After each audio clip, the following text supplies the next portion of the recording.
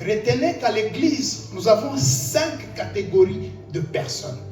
Et aujourd'hui, pendant que tu es en train d'écouter ce message, tu dois l'écouter avec attention parce qu'il y a certaines catégories de personnes dont tu ne dois pas t'exposer. Est-ce que quelqu'un m'écoute? Il y a une catégorie de personnes dont tu ne dois pas t'exposer.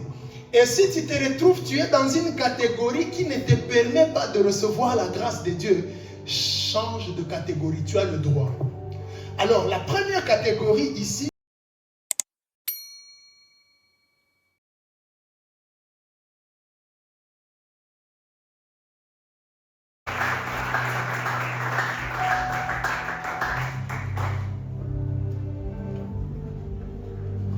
je suis béni aujourd'hui de me tenir encore au devant de vous. C'est à chaque fois un privilège et je vous assure, il n'y a jamais d'habitude ici à la chair. Alléluia. J'espère que tout le monde écoute le français. Quelqu'un n'écoute pas le français? Nous tous, c'est bon? On peut parler en français, hein? Ok, que Dieu vous bénisse. J'aime prêcher en français, c'est la langue qui me met beaucoup plus à l'aise. Alors j'étais en train de dire, c'est un privilège à chaque fois de me tenir au devant de vous pour prêcher. Ce n'est jamais l'habitude, on ne prend jamais l'habitude avec la chair, parce qu'à chaque fois, le Seigneur nous envoie avec un fardeau. Et tel que vous le savez, la Bible dit, le jugement commencera du haut de la chair. Le jugement commencera par les personnes qui prêchent l'évangile. Et voilà, et je sais que Dieu nous fait grâce petit à petit, il nous aide aussi à grandir. Les choses parfois que nous vous partageons sont les expériences et les choses que nous vivons avec le Seigneur et il nous donne la possibilité de les partager avec vous. Alors aujourd'hui, nous allons partager sur un thème très important, mais j'aimerais avant d'aller plus loin que nous puissions lire la parole de Dieu. Nous sommes dans le livre de Marc, chapitre 2, le premier verset jusqu'à 12. D'habitude, j'aime que nous puissions nous tenir debout pour honorer la parole qui nous a créés pendant que nous serons en train de la proclamer. Nous allons nous tenir debout. Comme ça, chacun va trouver dans sa Bible Marc chapitre 2, depuis le premier verset. Nous allons descendre, c'est un peu une longue lecture. On va aller jusqu'au 12e verset. Et je sais que ça va nous permettre de comprendre c'est quoi la pensée de Dieu pour ce soir. Alléluia. Alléluia. Amen. Il y a des visages que je vois nouvellement, je bénis le Seigneur. Il y a des personnes que j'ai invitées dans la semaine quand on avait match. Et je bénis Dieu que ces personnes soient là. Il y a également Monsieur Gabriel qui venait pas, ça fait un moment et je suis très content de le voir aussi parmi nous. Que Dieu bénisse toutes ces personnes au nom de Jésus. Alléluia.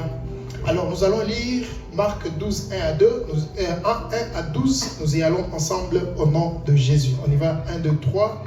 Quelques jours après, Jésus revint à Capernaum. On apprit qu'il était à la maison. Il s'assembla un si grand nombre de personnes que l'espace devant la porte ne pouvait plus le contenir.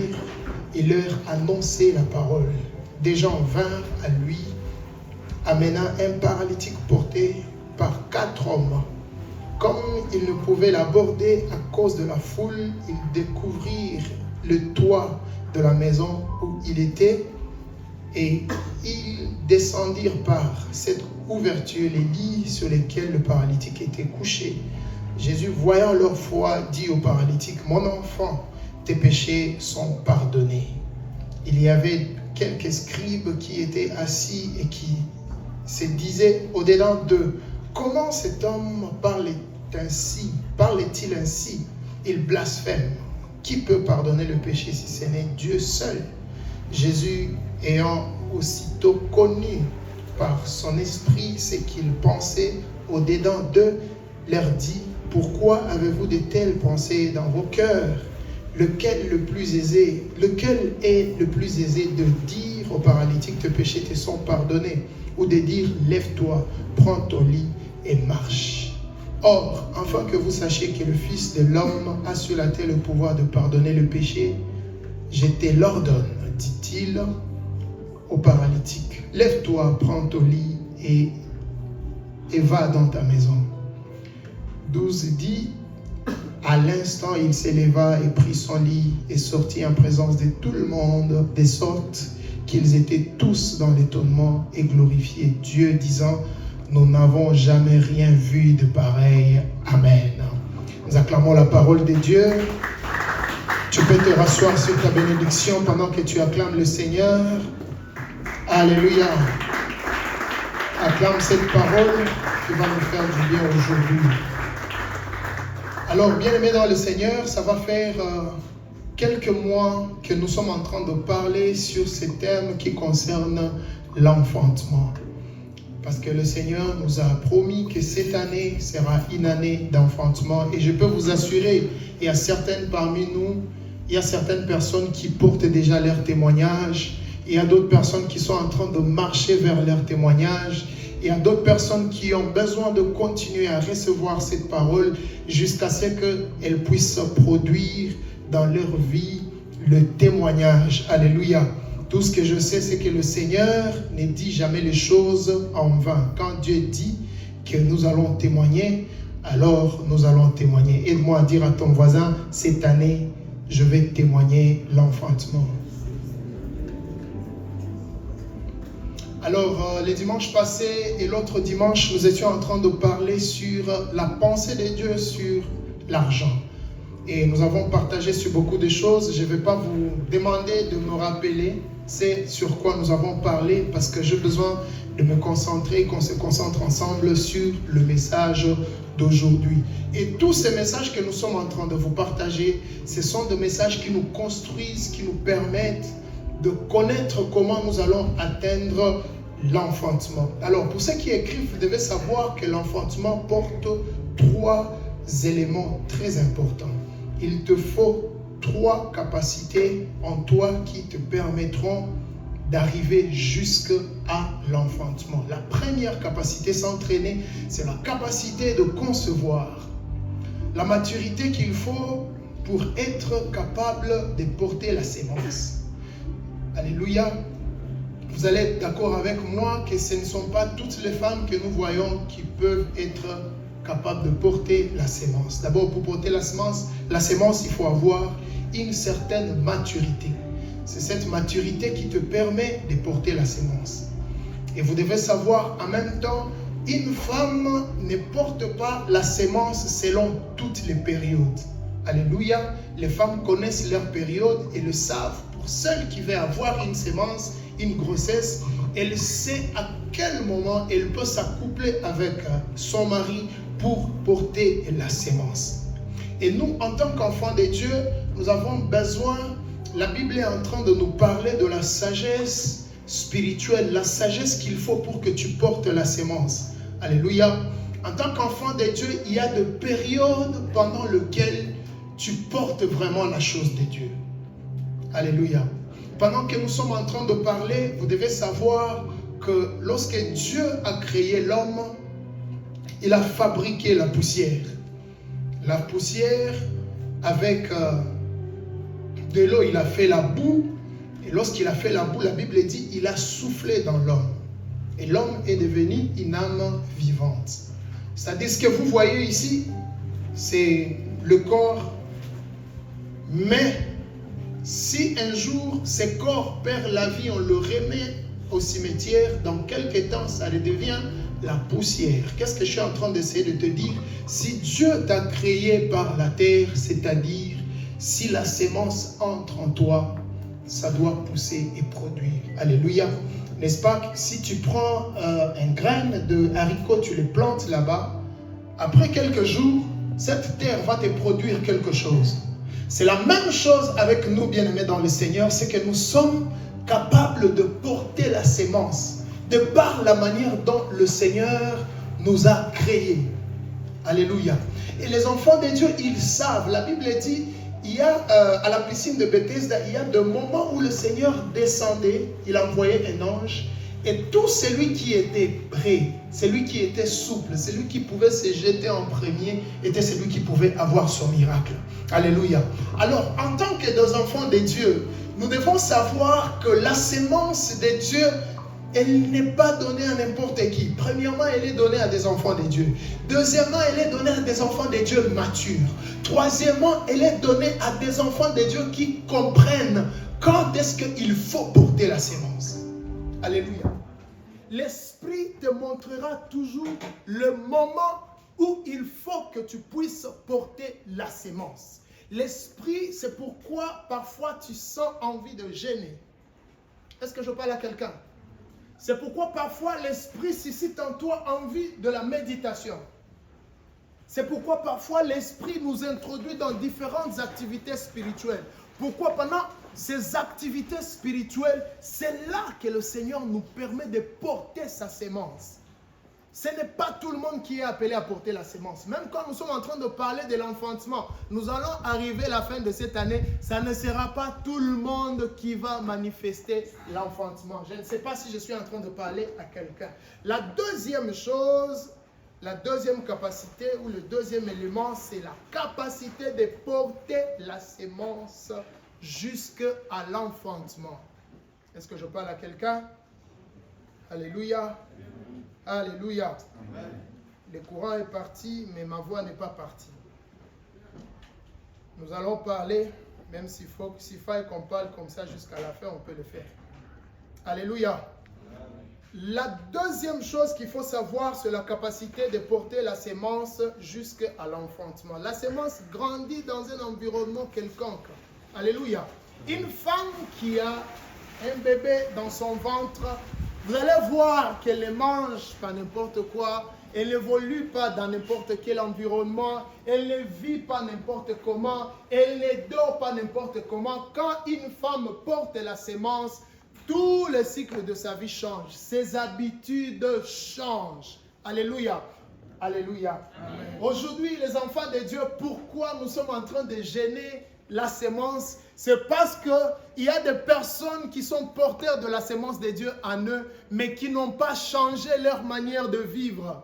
Alléluia.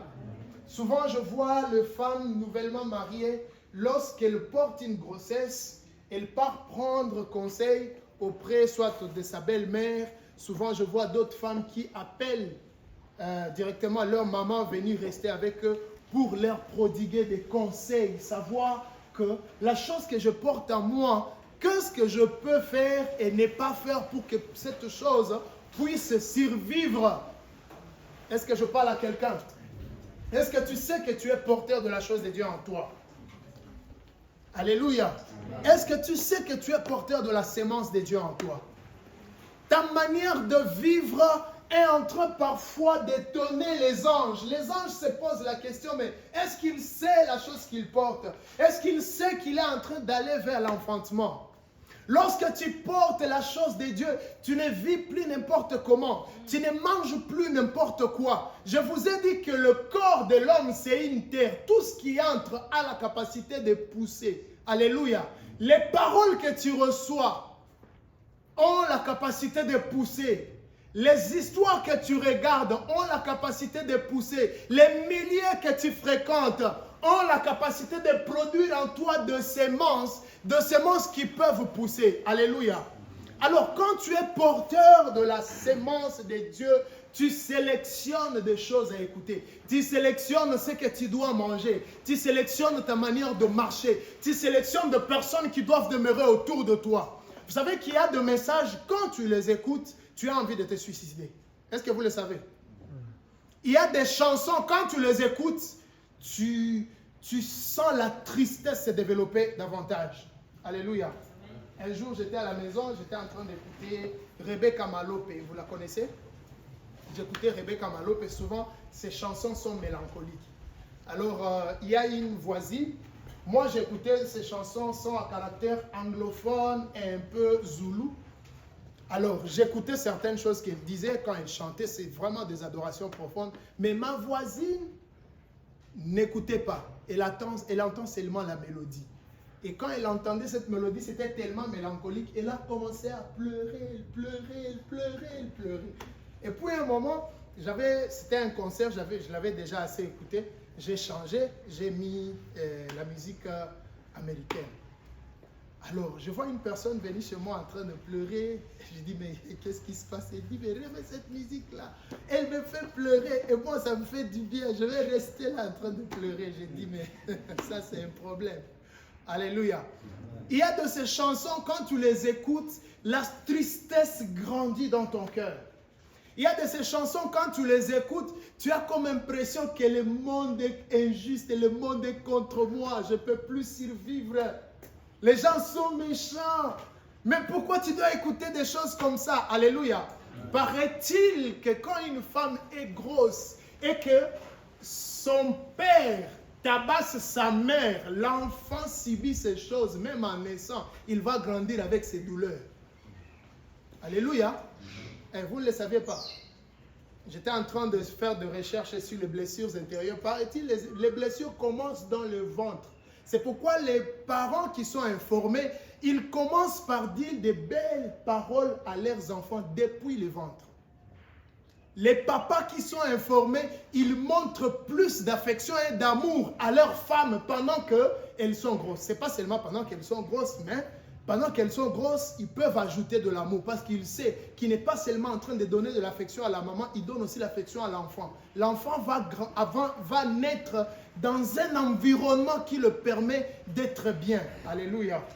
Vous avez déjà vu ces gens d'enfants où Papa Dani peut nous le confirmer. On a besoin de le frapper pour qu'il pleure. Paraît-il, un enfant, quand il naît, il doit pleurer le jour de l'enfantement. Et s'il ne pleure pas, le médecin a le droit de le gifler pour qu'il pleure. N'est-ce pas, Papa Dani, j'ai mort. Alléluia. Alors vous imaginez, l'enfant vient tellement dans la tristesse qu'on est obligé de gifler. Que ça ne soit jamais ton cas au nom de Jésus. Que ton enfant vienne avec des pleurs de célébration et d'adoration. Je ne sais pas à qui je suis en train de parler. Mais que ta sémence sorte avec l'image de la célébration. La fois passée, j'étais en train de regarder sur les réseaux sociaux, ça m'a fait rire. J'aime trop les comédies. C'était un enfant de 2 mois. Maintenant, l'enfant, il est là, il a déjà cette position. Et puis, quelqu'un est en train de parler à sa place. Il dit, cette famille dans laquelle je suis né, à 2 mois, on me donne le foufou. Moi, j'ai encore besoin d'îler. À 2 mois, on me donne le foufou. L'enfant est là, fâché. Je me dis, mais ça, c'est un problème. Alléluia. Tout ce que je suis en train de vous dire, je cherche à vous faire savoir que les semences que le Seigneur met en nous grandissent dans un certain environnement. La maturité n'est pas seulement la capacité de porter la sémence. La maturité, c'est d'être capable d'amener la sémence jusqu'à l'enfantement. Et lorsque tu vas jusqu'à l'enfantement, tu donnes une bénédiction qui a une bonne santé. Il y a des personnes qui ont reçu la sémence, mais eux-mêmes, ils ne font que compliquer la chose que le Seigneur a mis en eux. Pourquoi? Parce qu'ils vivent n'importe comment, ils mangent n'importe quoi, ils marchent avec n'importe qui. Eux-mêmes, ils se mettent dans un environnement qui ne permet même pas à leur sémence de grandir convenablement. Alléluia.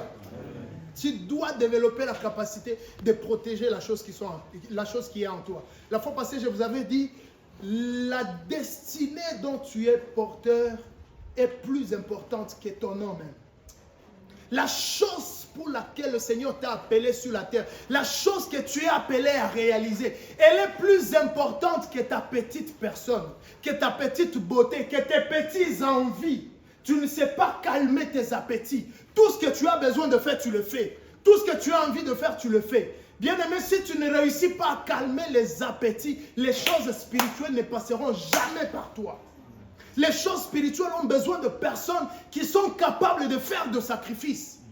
Des personnes qui peuvent dire non à la nourriture à un certain moment. Des personnes qui peuvent dire non à une catégorie d'amis.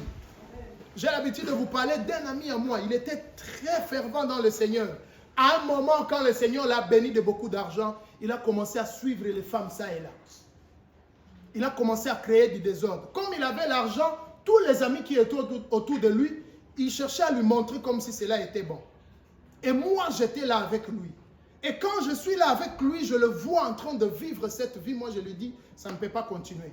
Je lui ai dit, si tu n'abandonnes pas, moi, je vais te laisser. Il est mieux qu'on se sépare, que notre amitié tombe, que de te voir en train d'aller en enfer, toi qui étais porteur de la grâce de Dieu, de la sémence de Dieu. Alléluia. Parfois, certaines personnes, tu dois leur dire non. L'amitié ne coûte rien, bien-aimé dans le Seigneur. Il y a des personnes, tant que tu restes attaché à ces personnes, tu t'exposes toi-même à la chute. Tu t'exposes toi-même à perturber la grâce que le Seigneur a mis en toi. Je ne sais pas à qui je suis en train de parler. Je connais de ces personnes qui devaient aller loin avec le Seigneur. Mais depuis, ils ont donné leur vie à Christ et le Seigneur les a dit, sépare-toi d'abord de certaines personnes. Il n'a pas réussi à se séparer. Et ça a pris le temps pour que le Seigneur puisse répondre à des choses qu'il attendait que Dieu fasse pour lui. Alléluia. La sémence. Vous savez, il y a une catégorie de personnes, quand vous êtes avec eux, tu as envie de prier. Quand vous vous rencontrez, c'est souvent autour de la parole que vous partagez. Ça, il y a des gens, quand tu les visites, tu as comme impression que tu as fait une autre dimension de croissance dans les choses de Dieu. Il y a ces personnes-là, mais va vers ces personnes-là. Il y a d'autres personnes où vos discussions, c'est seulement sur les hommes de Dieu. Seulement sur les hommes de Dieu. À vos pasteurs-là, à vos églises-là. Et tu as un ami comme ça, c'est lui que tu visites chaque jour. Tu penses quand tu parles avec lui, il est en train de grandir la sémence en toi ou il est en train de la tuer? Alléluia. Les personnes qui ne comprennent pas les choses sur les églises, tu n'as pas besoin de trop les forcer. Prie pour la personne, laisse la personne tranquille, évolue dans ton voyage. Chaque fois que vous vous rencontrez, vous voulez discuter sur l'église. Vous voulez discuter sur l'église. Alléluia. Il y a un monsieur, on avait l'habitude de parler avec lui. Il voulait apparemment prendre une deuxième femme. Chaque fois que j'arrivais à la maison, il commençait à me poser la question, est-ce que dans la Bible on interdit de prendre une deuxième femme? On a discuté. Et après, le Seigneur m'a parlé. Il m'a dit, il faut éviter. Chaque fois que vous vous rencontrez, évite ces sujets. Pourquoi? Parce qu'il s'est déjà donné des raisons. Et il veut engager des discussions pour continuer à grandir ses raisons et d'aimer prendre une deuxième femme. Et à chaque fois qu'on s'est rencontrés, il amène les sujets. Je lui dis, excuse-moi, je ne suis pas venu pour ça. Si tu as besoin de prendre une deuxième femme, tu n'as pas besoin de la Bible. Prends ta deuxième femme. Même la Bible dit que le saint fasse quoi? Qu'il se sanctifie davantage. Et que celui qui vit dans le péché, qu'il se salit davantage. Donc si tu as besoin de faire tes histoires, fais tes histoires. Il y a des gens, quand vous vous rencontrez, la question c'est, est-ce que prendre la bière c'est un péché? Mais si tu as besoin de prendre ta bière, prends ta bière. Tu n'as pas besoin d'un verset biblique pour cela. Alléluia. Est-ce que je suis en train de parler à des enfants de Dieu? Alors j'étais en train de dire, la croissance de ta sémence dépend des fréquentations que tu as. Dépend des histoires que tes oreilles entendent chaque jour. Alléluia. Les personnes qui n'aiment pas la prière, si vous avez l'habitude de parler avec eux, déjà ils ont beaucoup de raisons. Ah, est-ce que c'est à cause de la prière que Dieu nous protège? Est-ce que c'est à cause de la prière que Dieu nous entend? Quand tu parles souvent avec eux, tu auras comme impression que la prière n'est pas importante. Alors si tu as besoin de grandir, de protéger ce qui est en toi, sépare-toi un moment.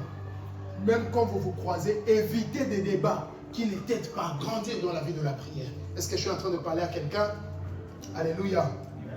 La troisième chose, le troisième élément, c'est la capacité de comprendre les moments d'enfantement. Ça, c'est la clé, ça, c'est très important. Alléluia.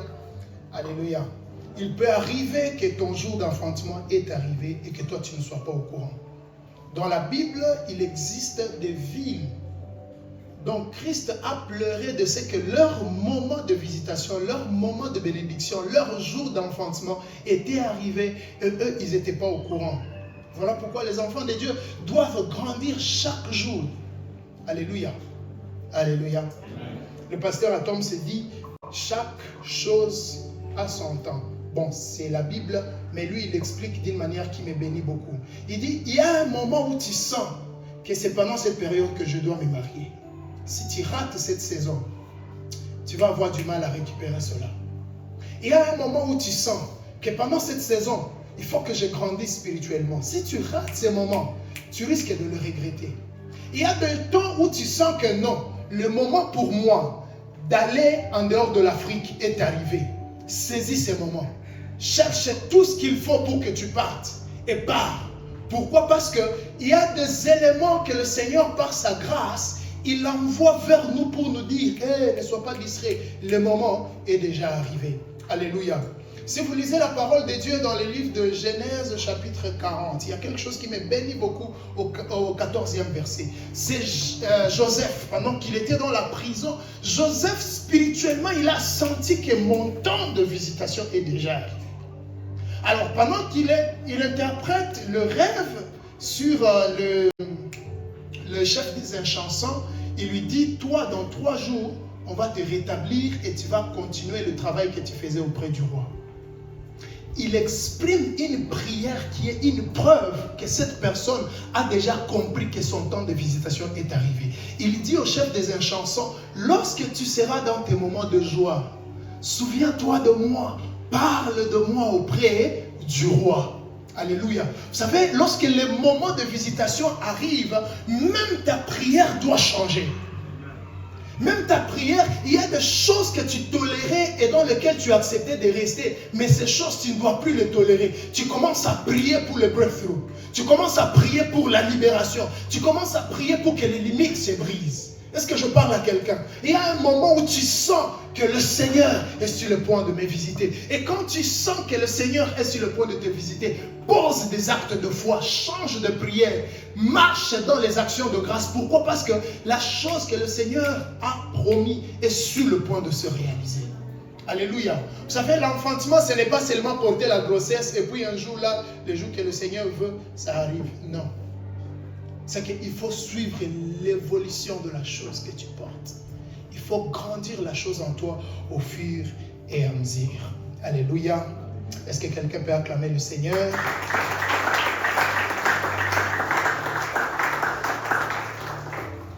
Alors, dans Marc, chapitre 2, le premier verset jusqu'à 12, on nous a parlé d'un texte qui expose très clairement notre marche en tant qu'enfant de Dieu, surtout à l'église. Alléluia. Alléluia. La Bible nous parle d'un culte, je peux l'appeler culte, où le Seigneur Jésus était assis en train de prêcher. Et pendant qu'il était assis en train de prêcher, la Bible dit, il y avait tellement beaucoup de gens. Alléluia. Il y avait tellement beaucoup de gens que les personnes qui amenaient le paralytique, ils n'ont pas eu directement accès à Jésus. Et la Bible dit, ces gens, ils ont creusé, ils ont identifié l'endroit où se trouverait le Seigneur dans la maison. Et ils ont troué le toit. Je ne sais pas si le toit était pour leur oncle, si c'était familial, si c'était... Mais ils ont quand même pris le courage de faire quoi? De trouer. Et ils ont descendu leurs malades. Et la Bible dit, lorsque Jésus a vu leur foi, Jésus a vu la foi de qui? De 4 hommes, pas du paralytique. Jésus a vu la foi de 4 hommes et il a décidé de guérir le paralytique. Et lorsqu'il guérit le paralytique, il y avait ces gens qu'on appelle les scribes et les pharisiens. Ils se sont mis à critiquer le Seigneur Jésus. Ils ont dit, mais lui, il se prend pour qui? Pour déclarer que le péché de cet homme sont pardonnés. N'est-ce pas Dieu seul qui a le pouvoir de pardonner le péché? Et la Bible dit, pendant qu'ils étaient en train de parler, le Seigneur Jésus les a entendus. Alors, j'ai besoin que nous puissions tirer 5 leçons de ces textes qui vont nous faciliter à évoluer. Alléluia. Retenez qu'à l'église, nous avons 5 catégories de personnes. Et aujourd'hui, pendant que tu es en train d'écouter ce message, tu dois l'écouter avec attention parce qu'il y a certaines catégories de personnes dont tu ne dois pas t'exposer. Est-ce que quelqu'un m'écoute? Il y a une catégorie de personnes dont tu ne dois pas t'exposer. Et si tu te retrouves, tu es dans une catégorie qui ne te permet pas de recevoir la grâce de Dieu, change de catégorie, tu as le droit. Alors, la première catégorie ici, dans le texte, c'est la foule. Dis avec moi la foule. La première catégorie ici, c'est la foule. La Bible dit, la foule était tellement nombreuse, la foule était tellement busy autour de Jésus, que même ceux qui venaient vers le Seigneur, ils ne pouvaient pas l'atteindre. Alléluia. Alors la foule a ses caractéristiques. Vous allez voir qu'à chaque fois que le Seigneur était assis en train d'enseigner quelque part, il y avait toujours cette catégorie qu'on appelle la foule autour du Seigneur Jésus. La foule, elle est toujours disponible autour de Christ. Souvent, la foule est disponible auprès de Christ, parfois sans objectif. Est-ce que je parle à quelqu'un? La foule peut t'empêcher d'atteindre le Seigneur, pendant que la foule elle-même n'a pas d'objectif pour lesquels ils sont devant le Seigneur. Vous voyez, la foule, c'est cette catégorie des gens qui viennent à l'église. Ils viennent toujours. Ils sont toujours disponibles. Lorsque tu les regardes, tu peux avoir comme impression qu'ils sont plus saints comme toi. Tu peux voir comme si eux, ils ont vraiment atteint les niveaux de prière. Il suffit que la chorale balance la chanson. La foule est déjà plongée dans la chanson. Quand tu te regardes par rapport à la foule, tu peux penser que tu n'es pas digne. Mais ma prière pour toi ce soir, c'est que tu ne sois pas dans la catégorie de la foule. Pourquoi? Parce que la foule, souvent, elle n'a pas d'objectif. Je connais ces personnes qui s'étaient fait baptiser parce que les autres s'étaient fait baptiser. Je connais ces personnes qui sont entrées à la chorale parce que les autres chantent à la chorale. Les autres ont dit non, non, Arsène quand il est en veste là-bas au protocole, moi ça me plaît quand il reçoit les gens. Moi aussi je vais entrer au protocole. Allez, à cause de la foule, tu t'es retrouvé dans un département, parfois ne sachant pas ce que tu es allé faire, mais tout simplement parce que les autres sont partis. Je ne dis pas que ceux qui sont dans les départements, ils les sont comme la foule. Il y a ceux qui sont dans les départements avec objectif. Mais il y a ceux qui sont dans les départements parce que les autres sont dans des départements. By the way, tu dois savoir une chose. Si le Seigneur t'a sauvé, il t'a sauvé pour que tu le serves. C'est-à-dire tu dois identifier un département que le Seigneur te fait sentir que c'est ici, je peux servir le Seigneur. Et tu pars là-bas, tu sers le Seigneur. Mais seulement, ne faisons pas des choses par imitation, faisons des choses par révélation. Est-ce que je suis en train de parler à quelqu'un? La première catégorie, c'est la foule. Mon conseil ce soir, sors de la foule. Est-ce que je parle à quelqu'un? Ne suis pas Dieu parce que les gens autour de toi suivent Dieu. Suis Dieu parce que tu as un objectif avec lui, tu sais là où il t'amène. Le deuxième conseil, ne sois pas l'occasion par laquelle les gens n'atteignent pas le Seigneur. Alléluia. Vous savez pourquoi? Vous savez, parfois, tu veux approcher la servante de Dieu, tu veux approcher maman, tu trouves toujours des gens autour d'elle. Les gens sont busy avec elle, parfois en train de ne rien faire. Toi, tu as eu un rêve, tu veux que maman t'explique le rêve. J'aimerais que maman m'explique. Tu veux aller vers elle, tu trouves une autre personne qui est déjà là. Tu veux aller vers papa Dani, tu trouves déjà des gens sont en train de l'embriller, de rigoler avec lui. Tu veux t'approcher, mais tu n'y arrives pas. Alléluia. Parfois, il y a même les autres qui découragent les autres d'aller. Oh, j'ai fait un rêve, j'aimerais l'expliquer au pasteur Julien. Non, toi, prie seulement, prie seulement. Hein? Même si tu l'expliques, ça va faire quoi? Ne sois pas l'occasion par laquelle les autres ne savent pas atteindre le Seigneur, mais sois un facilitateur pour que les gens atteignent le Seigneur et qu'ils grandissent. Est-ce que je parle à quelqu'un? Ok, deuxième catégorie de personnes à l'église, les paralytiques. Le paralytique, lui, il me bénit. Le paralytique ne fait aucun geste, il ne fait aucun commentaire, il ne fait aucune prière, il ne fait aucune demande, il est calme. Les 4 personnes qui le portent, ils souffrent pour savoir comment est-ce qu'ils vont atteindre le Seigneur Jésus. Ils essayent de tourner. Je pense, je me dis, la plupart de nos maisons, on a une porte de devant vers le salon, nous avons une porte de derrière par la cuisine. Je me dis, ils ont essayé toutes les issues, ce n'était pas possible. Ils ont essayé par le salon, il y avait tellement la foule. Je vous ai dit, la foule, elle est tellement busy autour du Seigneur. Elle peut même t'empêcher de toucher le Seigneur. Ils ont essayé par la cuisine, il y avait toujours beaucoup de gens. Jusqu'à ce que ces gens, ils ont pris la résolution de monter sur le toit. Et jusqu'ici, les paralytiques ne disent rien. Vous savez, nous avons ces genres de personnes, même à l'église, où tu sens que cette personne a un problème.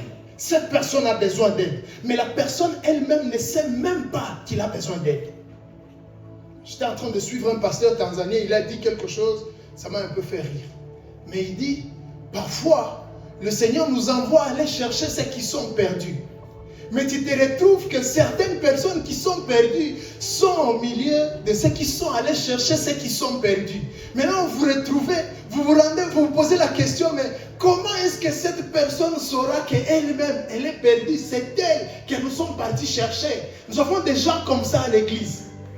La personne ne comprend rien sur les choses de Dieu. Elle ne sait rien. Maintenant que je suis chrétien, quelle est ma prochaine étape en tant qu'enfant de Dieu? Maintenant que je suis baptisé, quel est le prochain pas que je dois faire en tant qu'enfant de Dieu? Maintenant que j'ai dit oui à Jésus, je l'ai reçu publiquement. Quel est le prochain pas que je dois faire pour continuer mon voyage dans le Seigneur? Et vous voyez ces gens, ils sont là.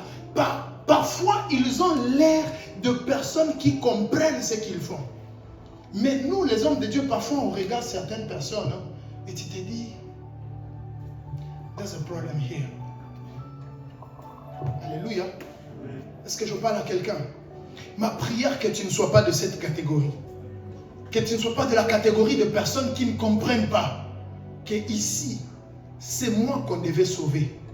C'est à moi qu'on devait prêcher.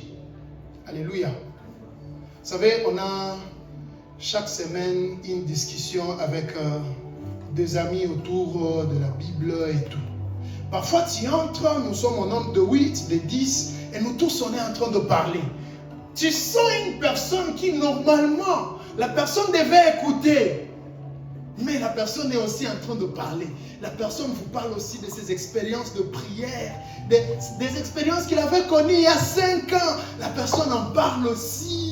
Ou la personne parle de ses expériences qu'il avait entendu quelqu'un en train de témoigner. Tout simplement pour vous dire, nous tous aussi, on est tous aussi quelque part avec le Seigneur. Nous tous aussi, on est en train d'aller quelque part avec Dieu. Les paralytiques. Paralytiques. Un jour, je regarde, j'assistais à la chorale, pas ici, pas ici, j'assistais à une répétition. Une sœur, je sais qu'elle ne chante pas bien. Et puis, à chaque fois, il y avait une autre sœur qui lui disait, non, là-bas, ne descends pas comme ça, monte. Et quand il faut monter là-bas, tu descends. Et puis, des fois, la sœur corrigeait celle qui ne connaissait pas. Et puis, la sœur qui ne connaissait pas, c'était une paralytique. Elle aussi, pour la 3e fois, elle dit à l'autre sœur, non, non, non, là-bas, il faut monter, là-bas, il faut monter. Je regarde la sœur qui savait ce qu'il fallait faire, mais à qui on est en train de dire ce qu'il faut faire, elle commence à rire. Et moi, dans mon cœur, je riais, je disais, oh Seigneur, aide-nous, soutiens-nous, les paralytiques sont nombreux. Les paralytiques, homme de Dieu, quand tu rencontres un paralytique, tu lui donnes un verset, il te donne un autre. C'est pas qu'il est paralytique. Il sait pas que c'est lui qui doit se faire aider. Je n'ai pas dit que c'est mal si on te donne un verset que tu donnes un autre. Je n'ai pas dit que c'est mal. Mais parfois, il faut savoir les domaines où tu as besoin d'aide. Il faut savoir les domaines où tu as besoin d'aide. Tu viens dire à quelqu'un, le Seigneur m'a dit, prends un programme de 3 jours de prière. Il dit, non, moi, la semaine passée, je viens d'un programme de 3 jours de prière. Paralytique. Le Seigneur m'a dit, cette semaine, prends un programme de 3 jours de prière. Alléluia. Alléluia. Vous savez, c'est difficile de soutenir des personnes qui ne savent pas que c'est eux qui ont besoin de soutien. Un jour, je regarde un frère, je regarde sa vie, je regarde son évolution, je me dis, ce frère a besoin de Dieu. J'ai commencé à lui parler de Dieu, Et puis quand j'ai fini de parler, il me dit, homme de Dieu, tu sais, vous, ce que vous faites ici, nous, on l'avait déjà fait à l'époque. On l'avait déjà fait. Moi, j'étais président de jeunes. À l'époque, j'étais encore tout petit, mais déjà à 17 ans, moi, j'étais président de jeunes. J'ai dit, à cette époque-là, tu n'étais pas encore né de nouveau. Tu étais dans les choses de Dieu à cause de tes parents. Je connais tes parents, ce sont les pasteurs. Maintenant, là, toi, tu as besoin de Dieu. Homme de Dieu, laisse tomber. Moi, j'ai dit, cher paralytique, que le Seigneur te soutienne. Alléluia. Mais je bénis le Seigneur, le paralytique, ici, dans la Bible, c'était quelqu'un, lui, il ne fait aucun commentaire. Vous savez, les genres de personnes qui, normalement, ils devaient multiplier des moments de prière. Mais ils ne multiplient pas. Ils étaient. Ce sont les autres qui pensent à lui. Vous connaissez ce genre de personnes quand il lui dit, je vais passer la nuit à la veillée, prie pour moi. Je pars à la montagne, prie pour moi. Alléluia. Il y a un terme qu'on a l'habitude d'appliquer à Bukavu. Mets-moi dans tes prières. Alléluia. C'est comme si les prières, c'est les condiments on est en train de préparer. Et lui, c'est les épices. Mets-moi dans tes prières. Oh, nous avons un programme de JCM. Aujourd'hui, à 15h, on sera dans l'église. Oh là là, quand tu seras là-bas, mets-moi dans tes prières. Atujue ni magi, kani chumvi, kani pima. Mets-moi dans tes prières. C'est pas mal de demander aux gens de prier pour toi. Mais toi-même, qu'est-ce que tu fais? Qu'est-ce que tu fais? Tu peux t'imaginer une personne qui peut regarder un film depuis le matin jusqu'au soir. Toi, le soir, tu viens à midi, tu rentres d'un culte, tu te prépares pour aller dans un autre culte. Et lui te dit, là-bas, là où tu vas, mets-moi dans tes prières. Paralytique.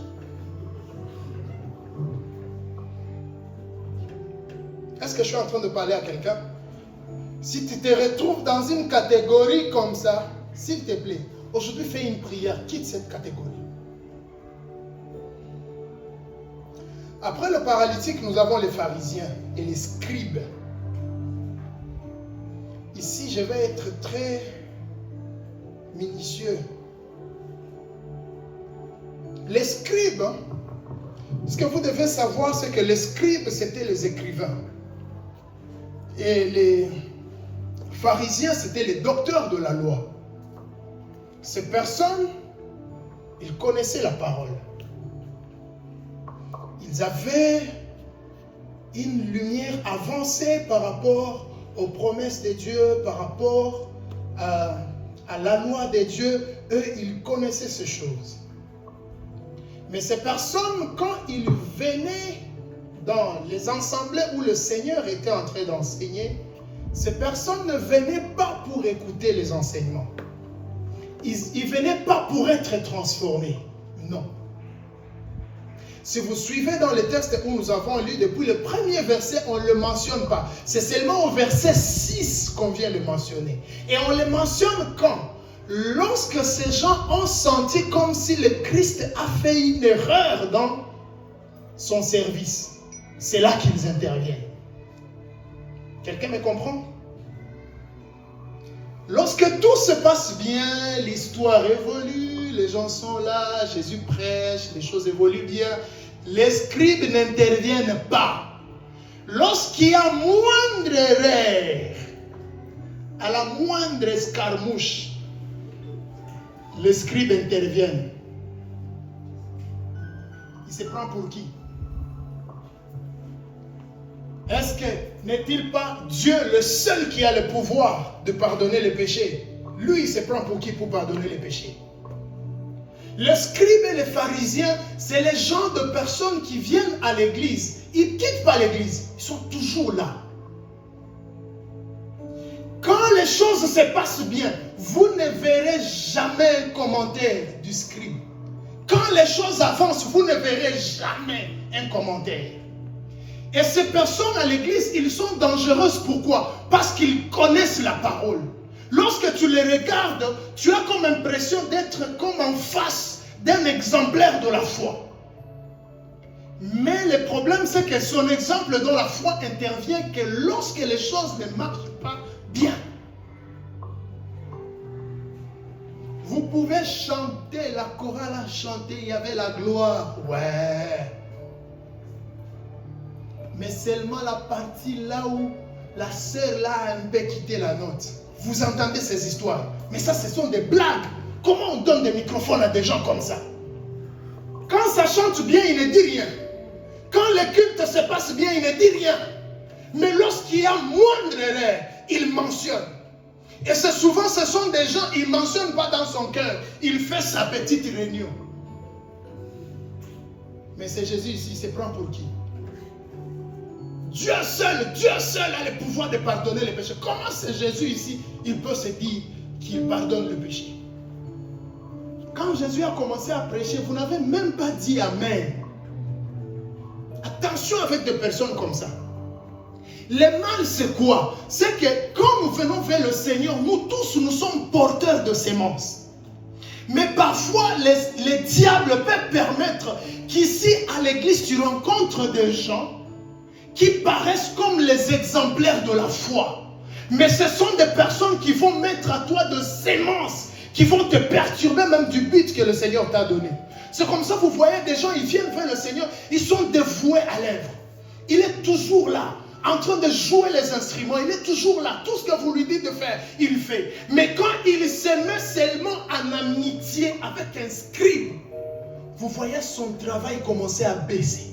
Son service commencer à baisser. Sa désobéissance commence à changer. Pourquoi? Parce que la personne a approché un sage. Vous imaginez un homme comme moi. Si vous me trouvez en train de critiquer la prédication de Papa Maloba, qu'est-ce que vous allez dire? Qu'est-ce que vous allez dire? Le pasteur Julien a critiqué. Bien, John a critiqué. Alléluia. Les scribes, ils posent des questions quand ils savent que ça va embarrasser les autres.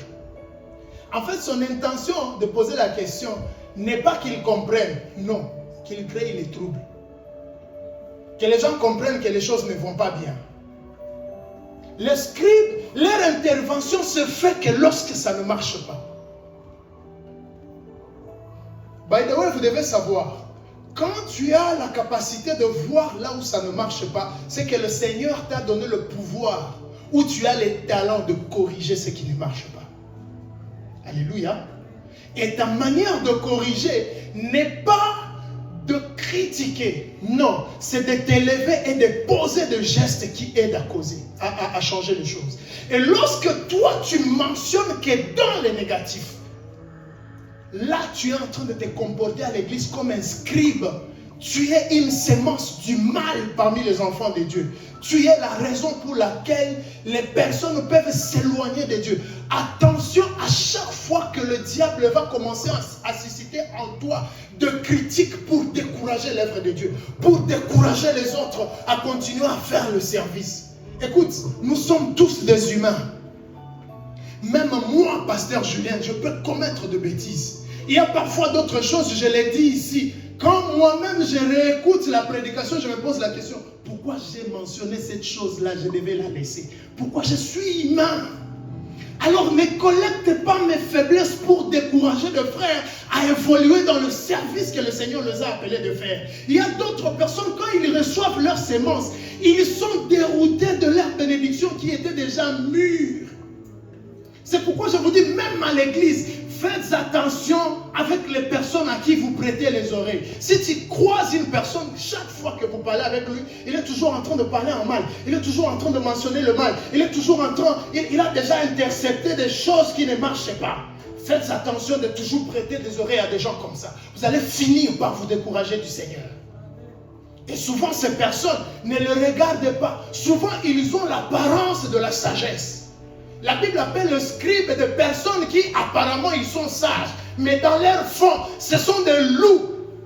Quand tu les regardes de l'extérieur, tu as comme impression que celui-ci, en tout cas, il est l'exemple de la piété. Mais à l'intérieur, c'est un loup. C'est un loup. Est-ce que je parle à quelqu'un? Vous savez, bien aimé, si le Seigneur nous montrait les cœurs des gens ici, nous allons faire attention les uns des autres.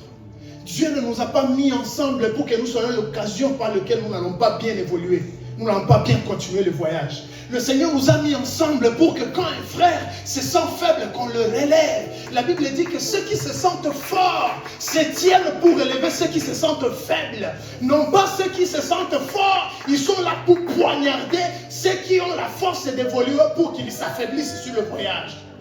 Et vous allez vous rendre compte que ces personnes, il est là, il va te décourager dans les services, mais lui, il sera toujours là. Des années, lui, il sera toujours là. J'espère que je suis en train de prêcher à quelqu'un. Si tu fais partie de la catégorie des scribes, aujourd'hui, répands-toi et remets-toi sur le chemin. Sinon, ton châtiment risque d'être bizarre. Écoutez, attention avec des personnes qui viennent de donner leur vie à Christ. Souvent, quand on donne sa vie à Christ, On est tellement précieux. Ce n'est pas que les autres ne sont pas précieux aux yeux de Dieu. Non. Ceux qui ont donné leur vie à Christ, ils sont tellement précieux. Le Seigneur t'a déjà, toi, Dieu t'a déjà gagné. C'est lui-ci qui est en train de faire de premiers pas vers le Seigneur. Le Seigneur est encore en train de les gagner. Si tu es en contact avec cette personne, n'utilise pas ton contact pour décourager la sémence de la croissance qui est en train de se manifester en lui. N'utilise pas tes connaissances pour le décourager. N'utilise pas ce que tu sais pour l'affaiblir. Permets-les de continuer, de grandir, de connaître le Seigneur. Ne sois pas là toujours, ah non, toi tu apprécies ça. Attends, toi-même tu vas voir. Je te donne seulement quelques temps. Je te donne 6 mois, tu vas voir dans ces ministères. Tu vas voir dans cette église. Cette chorale-là, je te donne seulement 3 mois. Attends, toi-même, il va voir quoi? Il va voir quoi? Que le Seigneur nous aide. Alléluia. Nous avons besoin de faire attention. Sinon, nous risquons d'arriver sur les choses que le Seigneur a prévu que nous puissions atteindre. Quand tu regardes un frère, cherche un élément positif. Mentionne ça.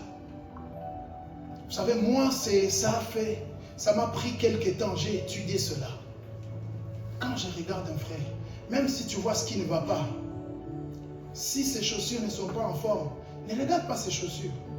Vous savez, chaque fois qu'on vient, il n'arrivera jamais un jour que tu peux paraître devant quelqu'un et que tu ne trouves pas un élément positif à mentionner. Ça aussi, c'est une qualité que l'Église doit apprendre. Quand vous vous rencontrez avec un frère, ah frère, j'aime tes chaussures, tu es bien habillé, que Dieu te bénisse. Ah, fais ça, ça ne te coûte rien. La sœur Nani Dagras a chanté ici. Elle t'a béni. Tu finis le culte, va la féliciter. Alléluia. By the grace, sœur Grace, là où tu as passé la nuit aujourd'hui, continue à passer là-bas la nuit. Alléluia. L'onction de Dieu était sur toi. Que le Seigneur continue à t'utiliser de cette manière. Alléluia. Encourageons-nous. Le voyage vers le ciel n'est pas facile. Vous savez, quand une femme porte la grossesse, ce n'est pas plaisant. Elle n'a pas besoin que tu lui amènes les mauvaises nouvelles. Toujours les mauvaises nouvelles. Tu as entendu, tel a fait ceci, tu viens apporter à la femme qui a la grossesse. Et tu as entendu, tu viens apporter la nouvelle. Et même des choses qui ne sont pas encore vraies, tu viens apporter. Mais comme aie pitié. Alléluia. Soyons, la Bible, vous savez, un évangéliste, l'évangile c'est quoi? L'évangile c'est la bonne nouvelle de Jésus-Christ. Ça dit, un évangéliste c'est quelqu'un qui marche avec la bonne nouvelle dans sa bouche. Et nous les enfants de Dieu, la Bible nous appelle nous tous des évangélistes. Nous sommes appelés à gagner les âmes à Christ. Quand on se croise, même entre nous, même si ce n'est pas entre nous, c'est lui qui te voit. Il doit voir combien tu reflètes la joie. Alléluia. Moi, je m'allais vers les gens qui me complimentent. Nifanya, nikuye kwako. Uniambia usha nenepa. Niko napiganisha obésité. Usha nenepa. Et oui, masiku na nenepa à désordre. Tu es en train de grossir en désordre. Mais quand tu me dis ça, tu veux arranger quoi? Tu veux arranger quoi? Tu vois un frère, il est en train de traverser ses sécheresses. Anateseka. Dieu les fait passer par le désert. Il a maigri. Ah frère, dis-moi, tu as maigri. Hey, c'est quoi le problème? Tu vois quelqu'un qui te dit mais tu cherches quoi? Vous savez, il y a des gens qui tuent avec la langue. Ils tuent avec la langue. Tu as comme impression, lui, il sait identifier la chose qui va te faire du mal. Cette chose-là, exactement, qui doit te faire du mal, c'est ça. Il va prendre son marteau, il va prendre le clou, il enfonce là-bas. Que Dieu nous aide. C'est ce qui fait que l'église est devenue un endroit insupportable. Pas cette église. Alléluia. Que ça ne nous arrive jamais au nom de Jésus-Christ. Quand on se croise, on doit se dire des bonnes nouvelles. Quand on se croise, oh, c'est joli tes cheveux. Homme de Dieu, cette veste, elle est vraiment noire et elle a son noir original. C'est très beau à voir. C'est bien, on aime ça. Hein, Papa Kaza dit, vous êtes bien habillés, j'aime vos chaussures. C'est bien, ça nous réjouit. Alléluia. Vous voyez, la sœur Gédide, elle s'est habillée un peu comme les mêmes couleurs que moi. Ça me bénit, ça nous réjouit. J'aime ça, c'est beau. Alléluia. Regardez Papa Julien, le mouchoir là qu'il a mis, on n'a pas l'habitude de mettre ça ici. C'est très beau, c'est classe, ça, on aime ça, c'est bien. Alléluia. Quand on se rencontre, on n'a pas envie de se séparer. C'est comme ça que le voyage vers le ciel sera facile. C'est comme ça, c'est comme ça, c'est comme ça. Laisse-moi prêcher comme le pasteur Marcelo. C'est comme ça, c'est comme ça, c'est comme ça, c'est comme ça. Alléluia. C'est comme ça. Et ça va nous aider. Le voyage vers le ciel, ça fait mal. Ma problème est zico. Alléluia. On t'a dit, réjouis-toi dans le Seigneur. Je le répète, réjouis-toi. Tu rentres à la maison, il n'y a pas à manger. Tu vas te réjouir comment avec la faim? Oh, Shukuruni quoi qu'il a jambe. 1 Thessaloniciens 5, le verset combien? 16. Rends grâce à Dieu en toutes circonstances. Et dans ces circonstances, je vais rendre grâce à Dieu comment? Mais au moins, quand je viens au milieu des enfants de Dieu, j'ai une raison pour rendre grâce à Dieu. Je sais qu'on ne va pas mentionner ce qui ne va pas chez moi. On va mentionner ce qui va bien. Vous savez, ça fait mal. Tu es parti au salon de coiffure. On t'a bien fait la coiffure.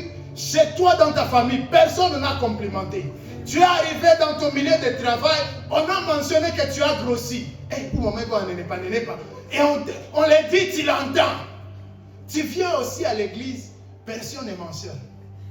Mais un frère qui a le Saint-Esprit dit, ah, ta coiffure. En tout cas, ça rend grâce à Dieu. Dans ton cœur, je vais rentrer à cette église encore, et encore, et encore. Alléluia. L'église ne doit pas être un endroit où les gens sont toxiques. L'église ne doit pas être un endroit où les gens sont évitables. L'église ne doit pas être un endroit où on cherche une occasion pour t'éloigner. On dirait qu'on cherche seulement une occasion à una toke koule. Non, l'église doit être un endroit où on te dit, s'il te plaît, ou si toke koule, pas qui a pas. On te veut, on a besoin de toi ici. Christ est mort à la croix. Nous tous, on est en train de traverser ces choses. Et le Seigneur est en train de nous changer de gloire en gloire. Nous sommes en train d'évoluer petit à petit.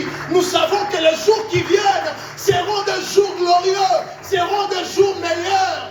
Ne nous lassons pas. Si tu veux te fatiguer, je te tiens la main, je te dis, ma soeur, on ne va pas laisser ces choses de cette manière. Les jours où Dieu va t'élever, moi-même je témoignerai tes prières, je témoignerai comment tu es resté fidèle dans tes souffrances, comment tu n'as pas abandonné le Seigneur, même quand tu en as eu la raison. Aujourd'hui, ne te fatigue pas. Bientôt, le Seigneur va te faire du bien. Bientôt, les bonnes choses vont arriver.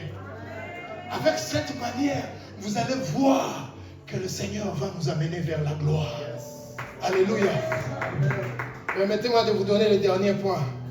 Et puis je vais m'arrêter. La quatrième catégorie, ce sont des hommes de foi. Ces hommes, je les aime. Alléluia. Ces hommes, première chose, rien ne les décourage à aller vers le Seigneur.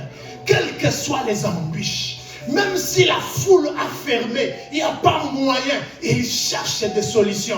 Ils se disent, quoi qu'il arrive, nous savons que notre solution sera trouvée lorsque nous allons toucher les pans de la robe de Christ. Ces hommes, je les appelle les hommes de la foi. Des hommes qui sont déterminés à tout faire jusqu'à ce que ça va marcher. Je suis en train de prier, de déclarer sur le peuple de JSM que nous puissions avoir cette catégorie de personnes. Des gens qui ne s'arrêtent pas de gêner, qui ne s'arrêtent pas de prier, qui cherchent la révélation. Ils travaillent dur, même quand ils ne trouvent pas encore d'emploi. Il dit, le Seigneur est avec moi. Il établit son CV. Il quitte encore le lundi, demain matin. Il part chercher.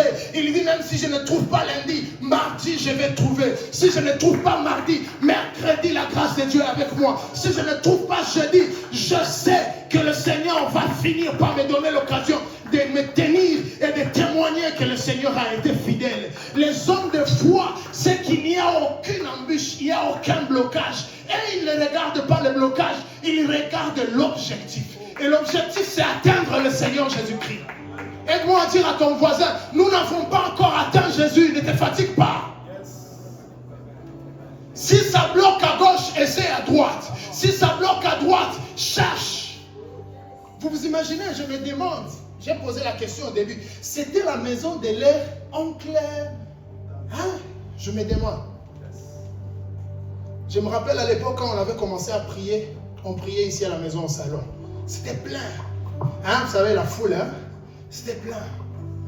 Et voilà.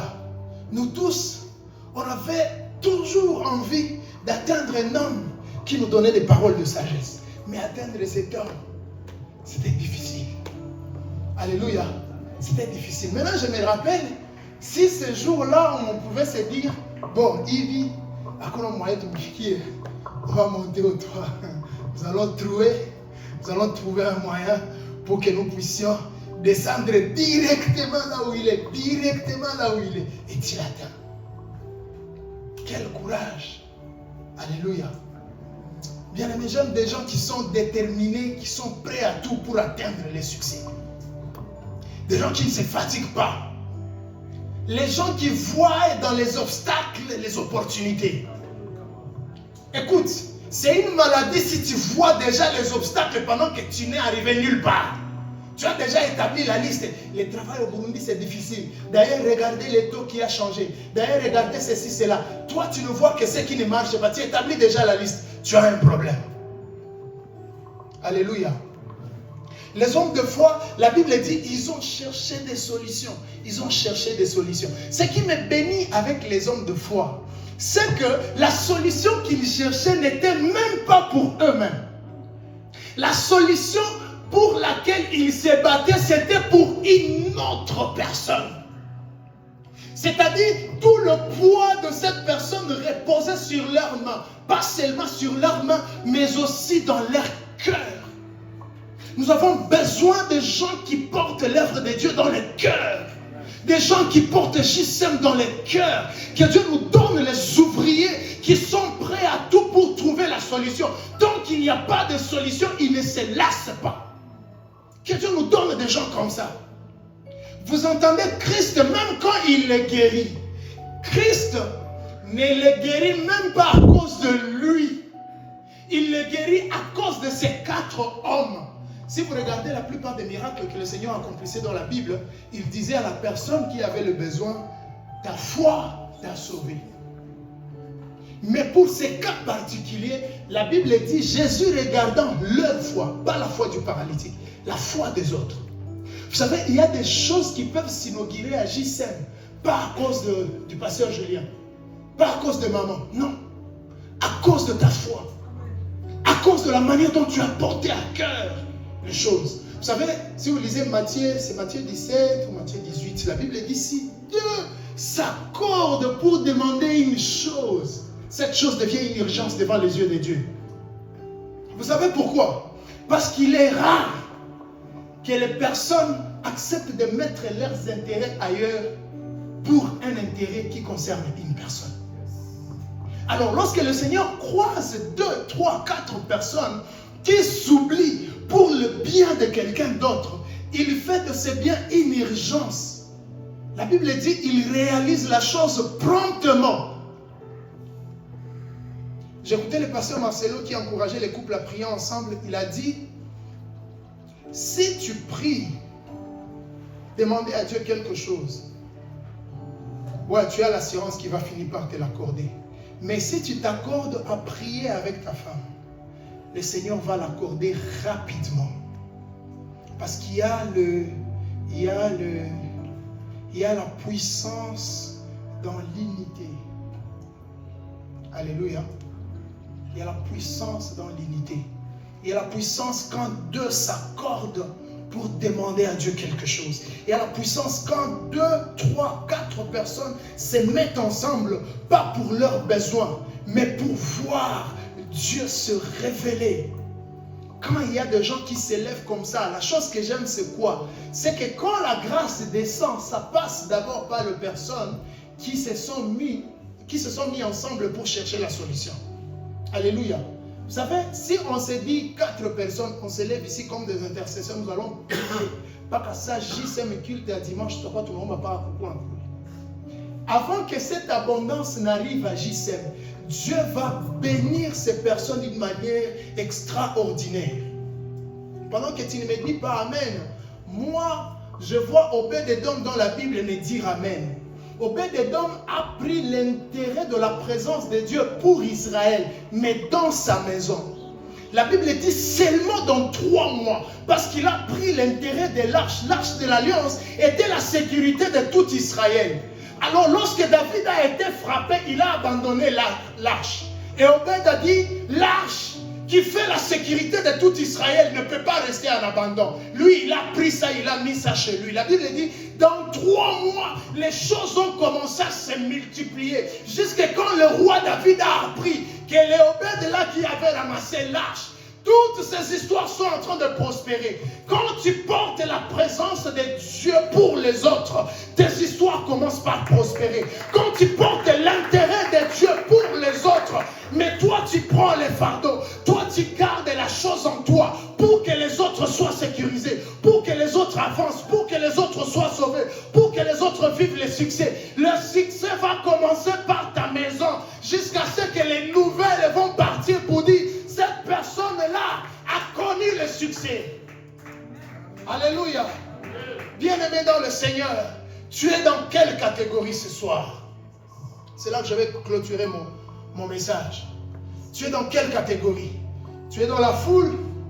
Tu es parmi les pharisiens? Tu es les paralytiques? Ou tu es ces personnes de foi? Si l'église est devenue faible, c'est parce que nous avons diminué le nombre d'hommes de foi. Des personnes qui sont capables de mettre leurs intérêts ailleurs jusqu'à voir ce que Dieu va faire. Des personnes qui sont prêtes à s'oublier. Alléluia. Parfois, tu vois ton frère qui avançait bien, qui chantait bien, mais il ne chante plus bien. Tu as comme l'impression qu'il y a des choses qui ne vont pas. N'en parle pas avec un frère.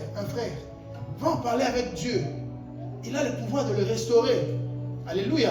C'est une manière d'être parmi les 4 hommes de foi. Tu vois, nous avions un rythme qui a un peu changé. Tu n'es pas d'accord avec ces rythmes. Mais prie.